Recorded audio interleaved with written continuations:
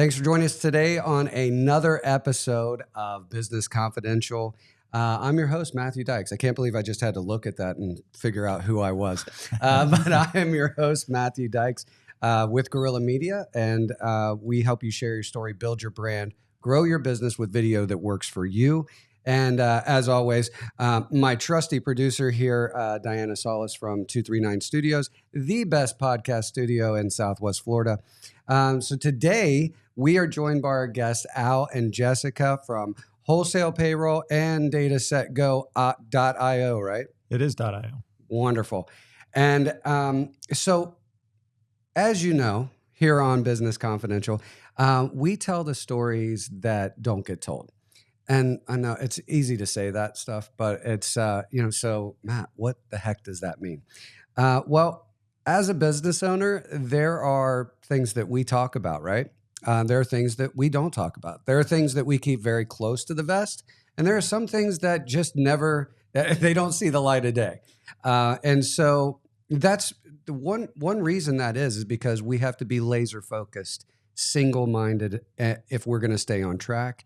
And if we're going to be successful, because otherwise you can get just run off on every rabbit trail there possibly could be. But also the negative creeps in, and you can't be negative. You got to stay positive. You got to always look for that positive thing. So I say all of that to say, welcome to the show, guys. Thank you. And that's one of the things I wanted you guys to start off and talk with us about is, what are some of the daily battles and challenges you guys face, and some of the giants we have to slay every day? But I always like to find out first, where are you guys from? Because that shapes us in more ways than we know, personally and with business. So you guys share with me, where are you guys from, and how did this all come about? Ladies first. There you go. Originally, I'm from Chicago, Illinois, and I've been down in this area for 30 years. So there's a little bit more to it than that. Do you care to expand?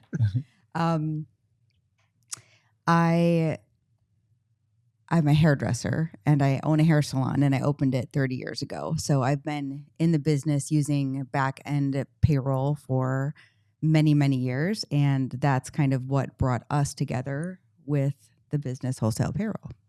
Okay. She's been a little bit humble at the moment. So yes, she's a business owner for the last 30 years. When did you actually open that up? I was 23. 23 years old and went out on our own. Yeah. So that's not usual. I'm 53. Yeah, that's not usual. Yeah. How did that? So at 23, how did you make that? So you'd already gone to school? Yep. I went to beauty school through high school at a vocational center, and I knew from very, very early on that I wanted to have my own hair salon. So I moved down here, worked for somebody for a few years, and then set out there and opened my own. And now I'm in the JW Marriott on Marco Island. I've been there for the last 12 years, which is a beautiful location. Oh my gosh. So Matt, she skipped over something that I think is really, really vital. She moved down here at 19, and by the time she's 23, so 4 years, and I don't know how long you've been down this way. It took me 8 years to break into the market on Marco Island for tax and accounting work. So Sure. You still have to break through that, the I'll call them cliques, or just the camaraderie that people do seem to have around here in 4 years. Yeah, she was able to do that at 19. I mean, so you're super brave, braver than a lot of us would be, especially, but that's where passion comes in. Mm-hmm. And just having that confidence of knowing this is what I want to do. And no matter what, I'm going after it and I'm going to get it. Yes. So I'm a little fearless when it comes to things like that. And go ahead. No, not me. Well, no, so, at 19, did your parents help you at all? Did they encourage you, or was that a battle you had to kind of go, look, I know what I want to do. I'm going to school for this and I'm going to make it happen. Did they tell you you're crazy, or were they just super supportive? So they did not want me to go to beauty school through high school because they wanted me to go to the Catholic high school, and they didn't offer the vocational center. So I had a little bit of a fight there getting into the school I wanted. That was in 8th grade, getting into the high school I wanted to so I could do beauty school. And my dad had me pay the $500 for my beauty school myself. So I worked and raised my money for that because he wanted me to go to college. And now he laughs when he looks back. He's like, oh my gosh. So this was a really good choice for you. So yeah, it was a little bit of a fight. And then they saw me in action for enough years and knew that I was following my dream and it was my passion. And they've been encouraging and really wonderful ever since. So, and it's helped me with other projects like Wholesale Payroll. So, well, and it really helps to have that support. Not just, you don't have to support yourself mentally. You have others that will do that. right. It really speaks volumes, and it really helps you in many, many ways to have that positive support and those role models behind you. What about you, Al? I came from the Philadelphia area near Valley Forge and went into the accounting game right out of college. Went to Penn State, got my CPA degree, or my accounting degree, then the CPA. I passed it on the first shot, so I like to say I'm a 5%er. I'll claim what I can when I can. I get it. And it was 5 years later, standing over my firstborn son and looking at him in the crib, and I'm going, okay, it's time to quit my job and open up my own shop. Oh, wow. 0. You guys are brave souls, man. I do not fit the mold of your typical CPA accountant type. I'm a risk taker. I'm more of a serial entrepreneur than I am an accountant. I was good. There are many people that are much better in that space than I will ever be. However, I knew numbers, right? And it's puzzles, right? So I can put puzzles together. So as I'm standing over him, I had no clients. No idea how I was going to get clients, but I just said to myself, I'm tired of it wasn't really corporate, but it was a family business. And there was 70 some employees in the thing. And I was the CFO at the time. So it wasn't like I wasn't doing well or any of that. It was just time. And I had experienced Amway for a number of years, if you remember that. And it's a running joke because when people first come into our networking event, and they have no idea what to expect, they say, hey, all right, we're going to get selling Amway here in a second. So anyway, that's my inside joke. It's funny that you say that. Well, my father was very successful in Amway. Sure. And Quickstar and Don Storms and Dexter Yeager and all those guys for a lot of years. Very successful. And you learn a lot of things from that. You can. And you can take that into another business. Mm-hmm. And I did. So what I loved about Amway and McDonald's and franchising and all is the duplication. Yeah. Because that's all they talk about. Duplicate. Mm-hmm. So fast forward about 7 years and I came across a payroll product and I went, okay, now I can finally duplicate myself through subscriptions. Before we got started, right, we're talking about technology. I'm going, okay, how can I use technology and the duplication model and subscriptions? Hey, I love it because I don't have to be there in order to actually earn that money month after month. It will roll in because people will use the product. So that's how because I hated payroll. You talk to my peers, payroll's just a pain point. So expand on that. Now, everybody does say that. I've heard that. We have to do payroll depending on the size of the project that we're doing, right? Sure. So we have a line producer for that. And typically they're a CPA, or a lot of times it's me, depending on the size of the budget. But, we'll have anywhere from 25 to, like you said, 70 to 100 people that you have to pay. Why is that so difficult and challenging for people? Is it because money and it scares people? They don't want to be wrong? What's the challenge there, you think? Well, definitely, you don't want to be wrong. You don't ever want to get people's paychecks wrong. The biggest is, first, from an employer standpoint, from a small business owner standpoint, you're dealing with the 800-pound gorilla, right? It's the IRS. Whoever wants to sit across a table from them. Now, I did that for a living, so it doesn't scare me in the least. For clients, though, and for folks who are not used to dealing with a taxing agency or a government agency, that's about as scary as it can get.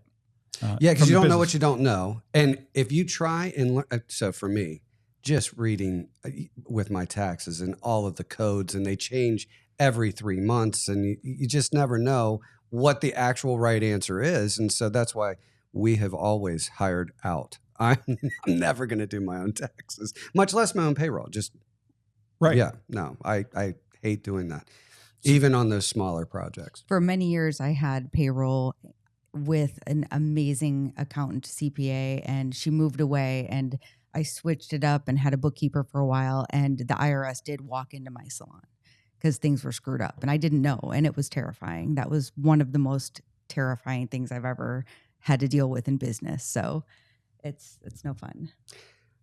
I can imagine. I don't want to imagine, but I can. Luckily, it worked out okay, but still, it's just not. Yeah, that's one of the scary things. So some of the things. So that's how it evolved into you coming up with this product. Was you were able to duplicate it, but and then there was a subscription base. But it was what types of products did you guys create for that you could do? Well, there's a long story that goes behind that. Reader's Digest the version. Short Give version, me the Cliff Notes. Yeah, the short version. Every industry is going to have whether it's operation or technical challenges that are just innate to that particular business, whether it be sound equipment or video equipment, or in the accounting world, the software that you end up using. So whether it's TurboTax or now this will be real specific, CCH is another one that accountants will know what that is. There are those inherent innate issues that you deal with software. And using was it the H&R Block commercial where you can either get the live person or you can get box? Do you remember that commercial? I'm an accountant, so of course it resonated with me, right? Well, H&R Block typically has some pretty good commercials. They do. So you can either get the person or you can get the box, right? Right. And in our industry, the challenges that are built in stem from, I'm going to pick on you, Matt, being able to service you directly as a software company versus dealing with somebody who's been in the industry now for 30 plus years. Sure. They have to build it to your level, not mine. So from a professional standpoint, we get handcuffed because the same flow that you have to go through, I have to go through. There isn't like a secret door that says, oh, I can do X, Y, and Z because I know what I'm doing. They treat me as though I don't know a thing. So I'm calling the same support channels. I'm calling or texting or messaging or emailing. And our competitors don't solve for those issues. They create those issues.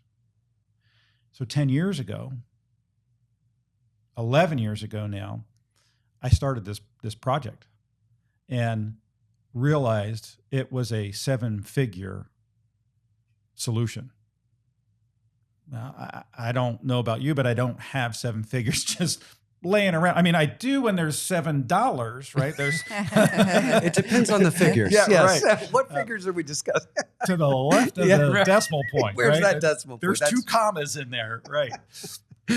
And so had sourced it out, and just it wasn't a project that I could take on at that time.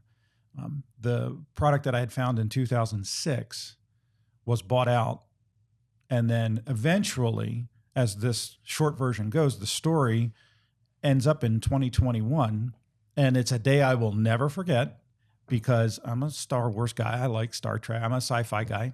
Right there with you. You're in good company. Okay.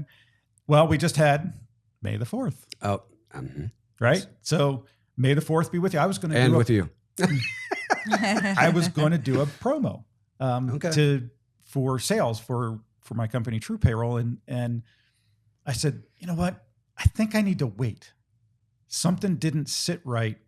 May the 4th, 2021. There was restlessness in the force. The force was not calm. Yeah. Right. And the very next day, May 5th, got an email from the makers of QuickBooks, because the product, that's who ended up buying out. Intuit is the name of the parent company. we're going to sunset this product that I have been using since 2006 because they had bought it. Wow. And so from an accounting standpoint, there's in the auditing world, you have this concept called concentration of risk. So you can have it in vendors, you can have it in customers, where in my case, my entire business was predicated upon that company offering me that product because my pricing was built on it. Oh, my wow. my service and support structure was based on it. Everything was based on how they provided that. Well, that one email changed the course of, ends up our lives because they were going to get rid of it. And they forced everybody over into QuickBooks. Okay. From a practitioner standpoint, and even from an employer standpoint, it's one of the worst products on the market today. It's widely used, and they're second in market share, but it's because they do one heck of a job of marketing to everybody. Yeah. So we knew at this point there are hundreds of thousands of people that are going in the same position that he's in. Right. And he had already worked on all of Wholesale Payroll previous to this. I did. Prior to this. Well, so you held back.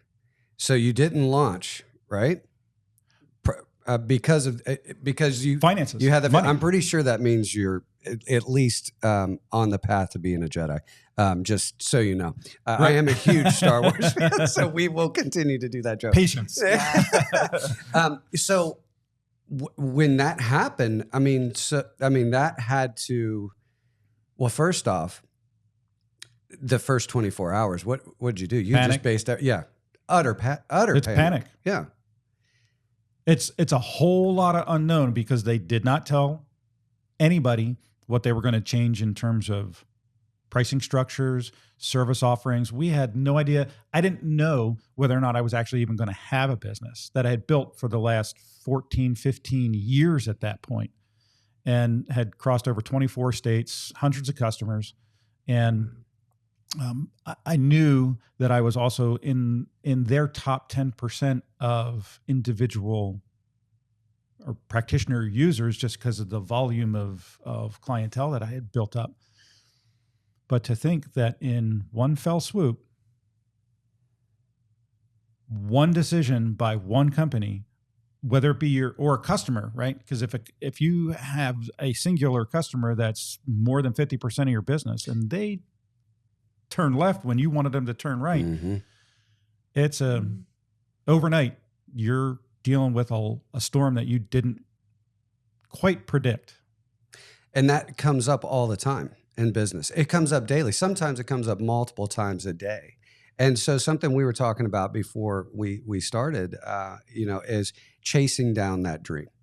And, we were talking about Tom Petty. I have a song in my head now. Yeah, yes. I know. And it's going to be there all day. Yeah. Was a great video. It really was a really cool little cartoon video. Yeah. And, but he says something in there, you're running down the dream that never would come to me. And that is really a profound statement. You're working on a mystery, going wherever it leads. So Tom Petty is posing a question. How is it that you identified the dream, especially after this setback that you had built your entire foundation and structure on? And how did you decide, okay, this is it, and find the passion? And how did you guys decide it together and move forward?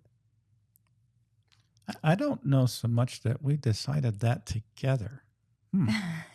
I think somebody said, it's time, you just got to go do it. So sometimes you need that. we had a parent company. We have a parent company, DataSet Go, and we had started on another project. And at that point, it was like, okay, we need to pivot. We need to just halt production on that for right now and move forward with Wholesale Payroll. And really looking at it so many times and hearing it, everything that he had come up with from top to bottom, I knew my dream originally, and hearing him and seeing him talk about all of it and go through everything, to me, it was a no-brainer that he just needed to go for it, and he needed the funds. And so I am the largest backer of the company. So I have the most skin in the game, and I believe in it wholeheartedly. It's pretty amazing what he's done, and it's hard to believe that no other competitor has come up with it, but legacy software prevents it. So I'll let you kind of take it from there. What am I taking where? Well, so I mean, I was enthralled by what you were saying. I'm just no, I mean, going back and thinking about it. Yeah, not from just the fact that you guys are husband and wife, right? So, but to have someone believe in, you know, what you have to offer, it's got to be pretty encouraging, right? It's encouraging and scary all at the same time, because now you have the weight of Yes, you do. the world sitting on your shoulders. I mean, not the weight of the world, but in my world. Well, you don't. Right? Yeah, it's your world, and you don't want to let them down. And what's been super interesting over the course of the last 3 years is in talking with all of my peers, and Jess has been in front of them now, because we've gone to conferences, we've done countless interviews and demos and all kinds of things, and we did put together a really cool team. And as Jess was talking about, we were totally on a whole different path. We were working on a whole different software model of a different product altogether. And it was for lead generation of all things, but specifically for accountants and insurance and financial advisors. And then that email came in, and it was, okay, do we attempt to finish this and then put it out to market? Because we were within 90 days of putting that to market. And that was going to be how we generated the income for putting wholesale payroll. It was through. a longer play. Sure. Yeah. And when you're staring business death in the face, it's like, okay, what do you decide to do here? Do you go on life support? Do you try to keep this thing alive? And we had no idea the length of time. So we ended up talking to our CTO, and we said, hey, how fast do you think you can actually build this? Because I have 3 months. That's when the email said, by August 1st, this is when this is going to happen. Now, it took them a year and a half before they actually pulled the plug and then forced it. Well, that's good. Kind of. Yeah. So it put a lot of pressure. There was a lot of unknown. And if you've never been in the software game, this will be my single greatest piece of advice to anybody who's never been in software and you're thinking about software. I don't care if it's an app on the phone or whether it's some other web-based program. You really don't know what you don't know. So you better have talking about that passion. You better be, because it's going to take longer and it's going to cost a lot more than you ever thought it was going to be.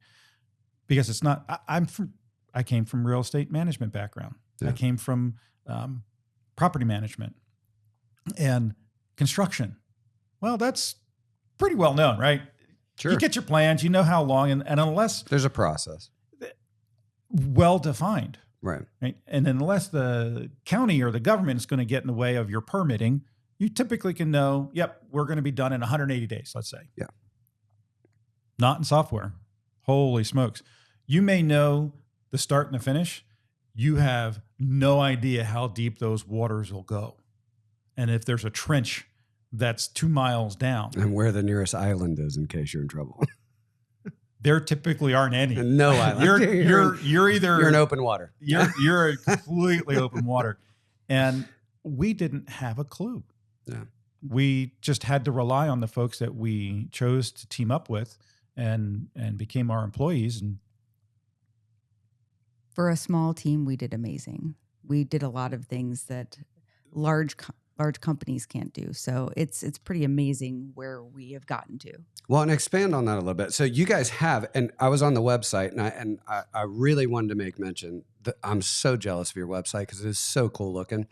And I told him, I was like, we have to call GoDaddy today. We need to talk to them about some reformatting on there. But you guys have a lot of service offerings, and it's datasetgo.io. That's the parent company. That's the parent company. That's what we originally started with.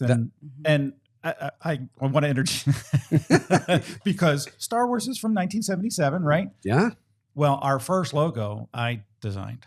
And when the team came in, they said, yeah, that's like a 1980s logo. I was like, we can't use that. Like, fine, okay. There's a way to freshen those up, man. Yeah, no. It was very 1980s. Yeah. So your service offerings now from the software, and then you have something. So what's the name of your product and service? So that's actually wholesalepayroll.com. Okay, wholesalePayroll.com. And you can find it through the datasetgo.io website. Gotcha. And so is our other product is also on the parent site. Not launched, but so now we have two that aren't launched. And so, but that's what we're working towards. Sure. And they can anyone that wants to find out, they can go there. They can read all about all the things that it will do, right? Mm-hmm. That your Right. software will do. And so, do you want to bullet point some of those for us? Some of the main highlights for people? Go ahead. Sure. Are you sure? WholesalePayroll.com. It's built for practitioners by a practitioner. Mm-hmm. We set out to solve every challenge that I ran into for clients, for employers, every day. From operational, just the flow of things, to the technical, which how do you make a change? So the biggest example that I use, even with my peers, we just had April 15th, right? Just went by. So many times employers, and Matt, you might be guilty of it, don't tell their accountant, hey, I had health insurance this year. I paid health insurance out of my business. Well, it's got to get on a W-2. There's the look, right? Wait, what? Huh? If you're going to deduct it, if your business is going to deduct the health insurance for the business owner, it's got to get on your W-2 in box 1 and box 14. So many times, owners are not in the habit of being in the payroll business. That's not why you got into film production and marketing, right? Absolutely not. Doctors, dentists, lawyers, some of the... All the way across the board. Yeah. Right. Stylists. Mm-hmm. You're not there to sit down and do the books every day. That's not what you do. So... And thank God. Right? Mm-hmm. Mm-hmm. So you go to get your taxes done. Your tax pro says, hey, well, where's this or that? Well, now we got to fix it. You can't. It's got to be done manually. These other programs that are out there, I'll name them, the top three, ADP, QuickBooks, and Paychex. It's a monumental task to get that done. Mm-hmm. And then they don't provide you the tools to actually fix the tax returns or the tax dollars. You got to do that on your own, on the side. Your pro is typically doing that for you. Your bookkeeper or your CPA or whomever you have doing your payroll is going to fix that issue for you. So you don't see it. But from our standpoint, it's a nightmare. You can spend hours. Just with support. No, thank you. Exactly. Now imagine that support is not in country. So now you have language barrier, Mm-hmm. you have cultural barriers, you just Sure. have, and frankly, poor training. We were talking about that before the show, right? Right. Very, very poor training. They put these people into play with 5 to 10 days of training. It's an a week or impossible two. situation. Impossible. Watching it is unbelievable. Oh, it's Like if painful. I was going to say it's got to be painful. it's unbelievable. So as a hairstylist, if I had to call and troubleshoot a hair color, and I called someone and got someone in another country that had no idea what I was talking about, and they're trying to look through something while I've got something in front of me, I can't even imagine. I just can't even imagine. So as someone not in the space, seeing what he deals with And what all of them deal with at the shows, they all are like, yes, yes, yes, you're fixing this problem that is like, it's ridiculous in the industry. It's unbelievable that it's something that you guys have to deal with. Yeah. It's hard to comprehend that your daily job is wholly dependent upon a process that's built, and I use it all the time, and hopefully it's not offensive, the lowest common denominator of a business person, right? Mm-hmm. That guy or gal who just has zero interest, never wants to even touch it, learn about it, know about it, just make it work. Mm-hmm. They have to build for that. So we didn't. We built for the professional who's ultimately, so man, I'll pick on you again. If you have a problem with payroll, who do you call? Call my CPA. And that's the person who fixes it, yeah? Oh yeah, absolutely. Okay. There's no way I'm going to try. You know, I got all I can say grace over, you know? So, and that's why we pay. Luckily I had some very good advice in the beginning, like you're giving now, is, you know, if you don't do it and it's not something you're passionate about and you don't want to know anything about it, find a pro that does, because you will spend 10 times as long and spend 100 times the amount of money fixing a problem that you messed up instead of just, you know, when you could have just gone to a professional. Mm-hmm. I'm picking on you today, so I apologize. It's all right. So no, just like with I got thick hair. skin. Oh, here we go. Here we go. I need to ask you what I can do to make it fuller. If you go to dye your own hair and you mess it up and it turns blue, green, purple, or whatever other colors can happen, Right. you end up going to somebody who, and it's going to cost you twice as much, if not 3 times as much. It's the same with every industry. If you haven't gone to see the YouTube channel that we have, most of those are done by yours truly. Well, you can tell I'm not a professional. This is going to come out a whole lot better than anything I could do. But you're doing it. It's important to do it. Mm-hmm. And yes, I value what you guys do. Thank right? you. And Absolutely. it's knowing your lane. Mm-hmm. And in this particular case, for what we're doing, I know my lane really, really well. I've been in it for 30 years. Well, more than that now. Well, I can't even believe I can say that. Oh, that almost hurts. Got to clear my throat. You got at least 50 more to go, man. I got faith in you. No. The idea was to leave this legacy for somebody else. Right. No, I get that. We want to go play pickleball. That's our newest hobby. Oh, right on. So as we were talking, right, that passion, that dream, that drive, solving, you know, we think about accountants as fairly dry people. Yeah, I mean, we're in the Accountantish. We're accountantish. That's what I get called all the time. It's interesting. Right? Yeah. There's a lot of really, really cool people in that space. And we've gotten to meet so many of them by going to these conferences and whatnot. And if there's a dream out there, so I'm getting to a point here. We now belong to a venture program that's hosted by Florida Atlantic University, FAU. And one of the things that they have us doing, and it's a little bit elementary in terms of our experience, it's all about customer acquisition. And the exercise that we have to go through. Now, we've conducted over 2,200 phone calls. We've met with well over that many personally through the conferences and online, as we're talking about. So personally, in quotes, right, through Zoom and whatnot, just thousands of people now in the last couple of years. So customer acquisition is something that we know really, really well. If you're in a business and you're questioning, go conduct some interviews.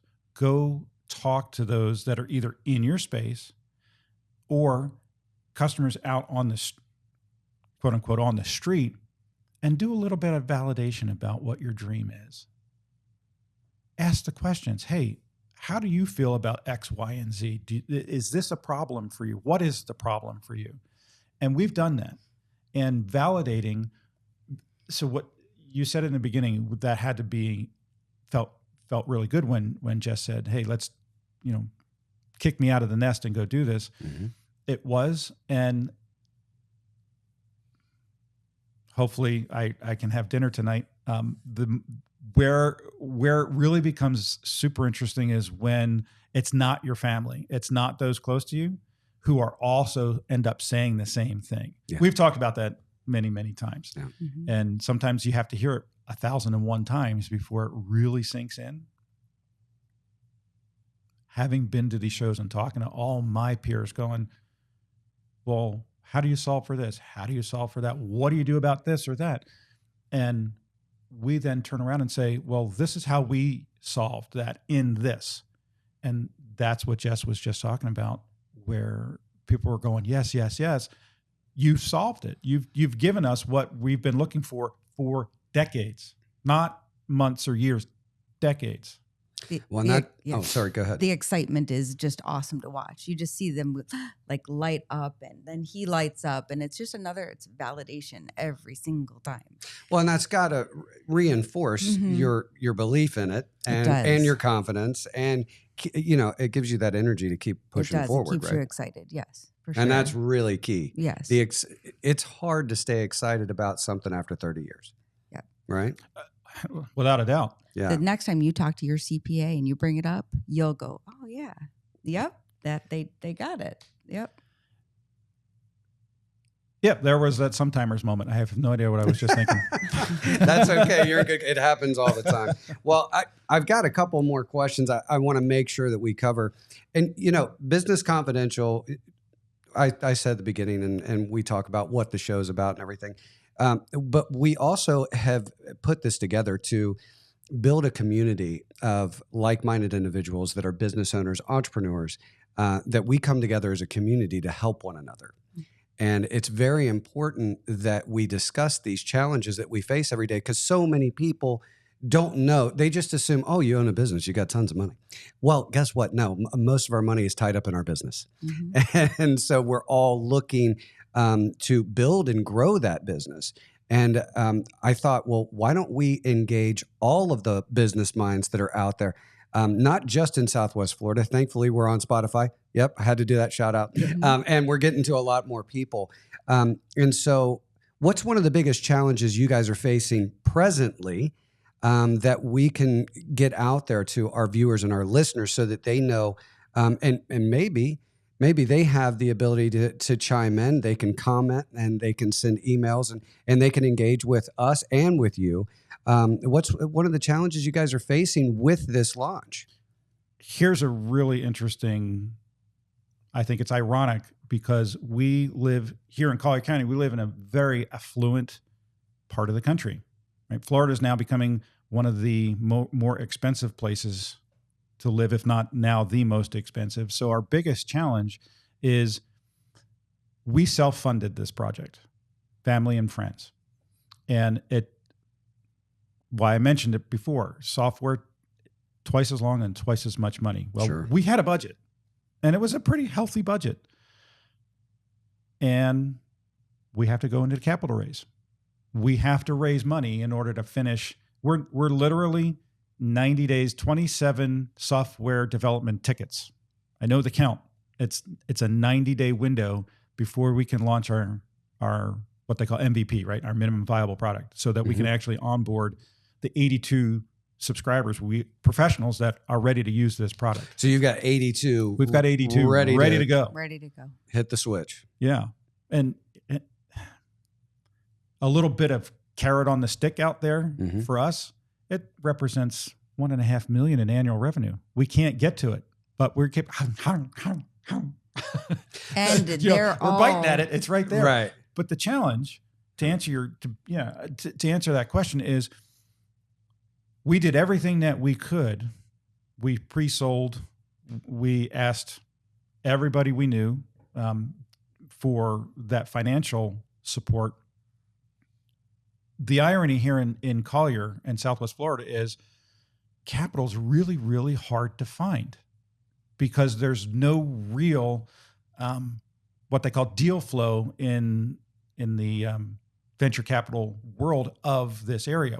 Lots of people would invest if there was a process for them to do it in. So you have in Tampa, you have it in Orlando, you have it in. What is that process? Do they just have to find angel funding or venture capitalists, or do they have to go to a stockbroker or an equities person? Yeah, great questions. And when you're not familiar with it, it's daunting. And I'm not.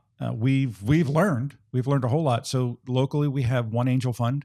But when you're a startup, so if you have a brand new idea and you haven't hit revenue, you're not making.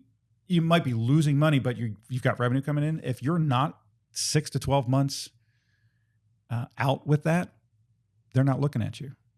And there's no other resource in Collier County to help startups. If you don't know people, it's an uphill battle. Yeah. And so I'm going to give my shout out to Peter Oxedy, who's a PhD. He's helped us a lot. Has recently gotten involved with a company called Cap Table Nation, and they're bringing deal flow into Southwest Florida, which is really phenomenal. Whether we ever get funded with them or not, it's really vitally important that people know about those guys as well. It's Natalie and Rami. Amazing sisters. Yeah. And nice. What they're doing, what they're attempting to do here is to create that environment where capital can flow to the folks with ideas, not just crazy ideas, right? Right. But like you're going to have to prove bringing a film to market, like we try and do. We're facing a lot of. Have you ever looked at that? Well, we're doing it now. We have 8 films under development, and we've been on the phone with attorneys in LA, from entertainment attorneys to SEC attorneys. And you can't just have. You can have some people just give you money, right? But when you get to a certain number of investors, and then when you get to a certain amount of investment, they have to be qualified people that give you money. And it's like what's called a Reg D. Oh yeah, Reg D. Maybe Reg crowdfund. Crowdfunding. Yeah. We've done crowdfunding. Every single thing, and so I had to put my banker hat back on. And, I was like, oh, Lord, I don't want to do this. There's a reason I don't do that. Right. But it is so interesting that you say that. It is one of the most elusive things to find and the hardest thing to find, and the one thing that everybody needs. And how comfortable are people asking, let alone for help, add money to that? Right. I mean, generally, I think people are fairly gun shy about asking for help. You have to be really vulnerable to be genuinely asking for it. And then we're not asking for a small amount. Mm-hmm. So do you want to share that amount? Yeah, it's $1 million. You need $1 million. At 1125, if you really want to get technical. 11. All right. So we do. 1125. Where do they go to look up all the information about their investment and all that? Is that what you're talking about? Bringing the deal into town? That's where they would go find their prospectus and proposal? There is nothing out there in this area that supports that. So we have our own personal pitch deck for this. Okay. So, yes. Right. So you do have a pitch deck they can find out all the information? We do. Mm-hmm. Right. And what's the best email that they can write to get that information from you? Yeah, that'd be mine. Al Wagner at datasetgo.io. Al Wagner at datasetgo.io. Mm-hmm. And you just need 1.125. It's pocket change for people around here. Believe it or not. Yeah, I had no idea, but it is. And the odd thing, that, and you'll know this from your background, it's easier to ask for 5 or 10 million than it is to ask for $500,000 or $1 million. Which is crazy. Yeah. It blows my mind. And the film industry is really interesting because when I've got well over 200 applications out there for funding. Yeah. And so many of them say not for film, not for certain medical devices. A lot of them say not pre-revenue, right? So you're looking for the angels. You're looking for folks that are very much more entrepreneurial minded versus New York Wall Street minded. Mm-hmm. And we've run across those New York Wall Street minded as well. And they're typically not as nice as one would hope. Well, and they're not your people either. They want to take something to a certain point and turn around, And flip sell, make their quick Right, money. right. You know, and there's nothing wrong with that. Sure. But that's not what you guys are in this for. You're in this to have a legacy that you can pass You on. picked up on that. Yeah. Well, I'm a dad. Yeah. Well, and that's actually what Yeah. we started this whole thing about, because together we've got 6 kids. So I have 4 and she's got 2. Mhm. We're a blended family. And the concept was we would love to leave them with something whenever we're gone. And not just for them, but from a faith-based perspective, it's my Mhm. objective is to leave something for my children's children, not just for them. So if I'm planning for 2 generations down, they'll be okay. My kids will be okay because I'm planning for their kids. See, now that's a part of another show that we have, which is, you know, because we want to leave it better than we found it. It's the Greater Good Yeah. podcast. And so, but that's right. You want to leave them set up better than you had it. And you want them to be able to achieve their dreams. But they're still going to have to work, and they're going to have to achieve, and they're going to have to earn, because nothing is handed to you, even if it is handed to you. Millionaire Next Door. Have you ever Yeah. read that book? I've not. I highly recommend it. And anybody in business, I think, ought to read that book. And it absolutely talks about what you just touched on, which is I want to set my kids up for sure, for success, not for easy street. Mhm. They have to earn it. My dad was born during the Depression, and he didn't hand me anything. I mean, in terms of money, right? So paid my way through college. There was a little bit of help there, but when we talked about it, is setting this up for them is we want them to have to go out and get not necessarily a job, but start a business or do whatever they're going to do, earn it, Mhm. work for it. And there's always this fallback sort of. Well, and, I mean, And- it gives and- you appreciation as well. And that's another thing down here that we see a lot of, right? There's a lot of disposable income, and there's the younger generation. Just don't appreciate I'd like it. to say our kids are slightly different in that. So Mhm. her 17-year-old is now, they're launching a business. Mhm. Her, That's her great. boyfriend, Doing what? 17 years old, she's launching a business. It's That's a fantastic. bougie boutique. An online, All right. A little online store. online shopping store. Yeah. Yeah. Very cool. It So- is cool. Yeah. Handcrafted artisan, locally made. Very Right? nice. All sales and marketing, right? We got to.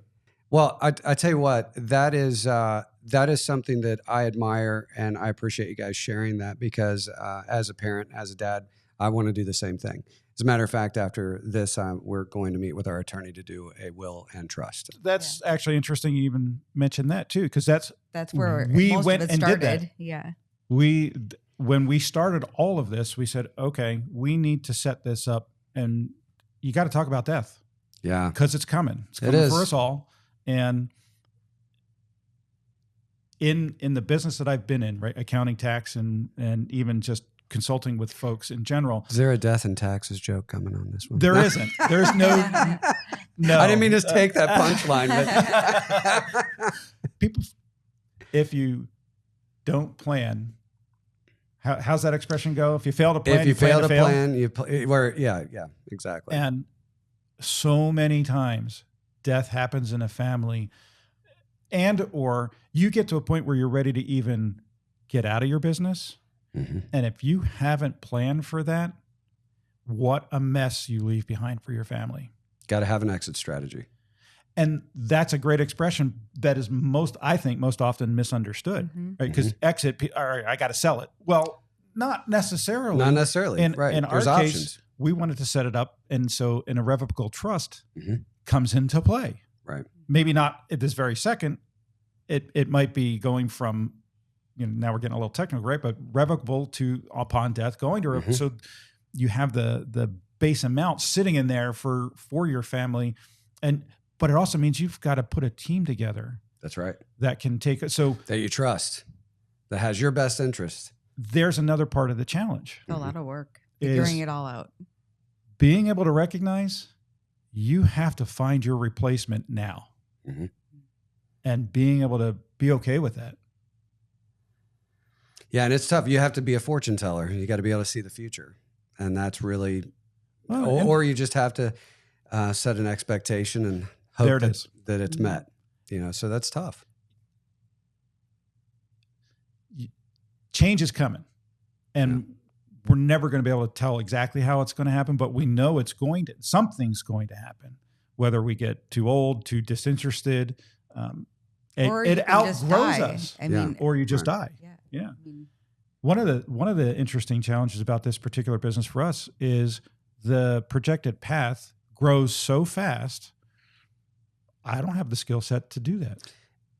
Right. You got to be able to scale. It's transparency in this podcast, right? One of the things you'd like to talk about is absolutely what are the things that we don't. I don't have the skill to run $100 million business. I've never done it. So recognizing that and going, okay, we hit that stride. I better have somebody who can take these reins from me and still push that forward, because I will not have that experience or skill set. And I would rather not make the mistakes that I've already made. Sure. And it's interesting. I'm just going to say really quickly, my fear has not been of not succeeding. It's succeeding and seeing the numbers and not wanting it to change my life, my kids' life, our life, because I like our life. So I think it's really interesting that's all the way along. My fear is like, wow, like too much numbers, too much success. These numbers scare me. Like it's just a lot, and I don't need a lot. Well, if you're gonna have a fear, that's a healthy fear. I think this is a wise fear. It's just a little interesting. Sure, I think it's different. I guess that's a real interesting perspective there. We've both seen money change people for the worst. Yeah, in just about every circumstance. Yeah, yeah. That's a tough one. So We're closing out the show here in just a minute or two. I wanted to say one thing. I wanted to ask you one thing. Do me a favor and give me the best pitch right now of just your real quick elevator pitch of what it is, who's your ideal investor, and where you'd like them to go and what you'd like them to do. You would have to ask me. I'm sorry. Well, just so that's interesting because we've been working on this for 2 years. Yeah. And I'm a little bit close. It's hard to see the forest through the trees sometimes. And so what was it that we just came up with? I don't remember exactly. But I can say that we're creating freedom through experience in the payroll space for our professional market. It's for our peers. They will in turn go deliver it to their customer. We don't compete. Unlike our competitors, we don't compete for you as a client. We're looking for your CPA so we can empower and embolden that person to generate revenue, and we all win together. You get a better product through the person that you're wanting to deliver that product to you, and we support that person. So it's a win-win-win. And so we're B2B to B. And where would you have them go to engage with you? It's a twofold answer, if I may. One of the reasons we wanted to share a little bit of our story. I don't care what industry you're in. If there's somebody trailblazing and they're going the direction that you have always wanted to go, or you can foresee, hey, that's a direction I'd like to get to go into, support them. And in our case, we'd love our peers in the professional space to jump on our bandwagon and do some pre-launch sales with us. And that's one way that we don't have to let go of equity. Oh, right. Good point. And lose potential control over the business in and of itself, because that's also a longer term concern. The more other equity that comes in, more private money that comes in, or investor money that comes in. Or people that have wanted to. Right. Yeah. That we've just said, no, I don't. Yeah, we've turned down offers for money because of the control and the direction that it would end up going. But for investors, you're both Jedis. I have faith in that. It's so hard. I feel like I'm not even know that I'm a Padawan. What do they call even a youngling? Yeah, I think a I young- might just be a youngling. That You got to start somewhere. You got to crawl before you run. Well, thank you guys so much for taking time today. We really appreciate you sharing your story.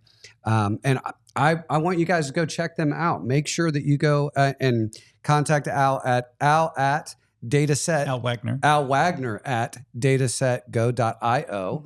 And find out more information. Make sure you ask them about their pitch deck. This is something that is trailblazing, and it is going to make a big difference for a lot of people, and you might be one of them. So I wanted to just say before we go, thanks so much for joining us today.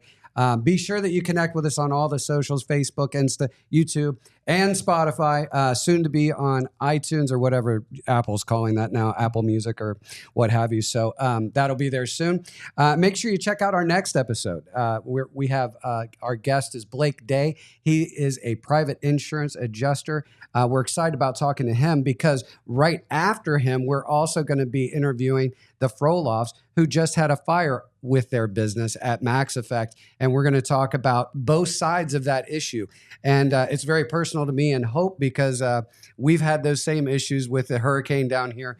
But we really, as always, we appreciate our Business Confidential viewers and Diana, my producer here at 239 Studios. And just remember, this is Business Confidential. Look us up, connect with us, and it is our business to know your business. Thanks so much. I'm Matthew Dykes. Have a great day.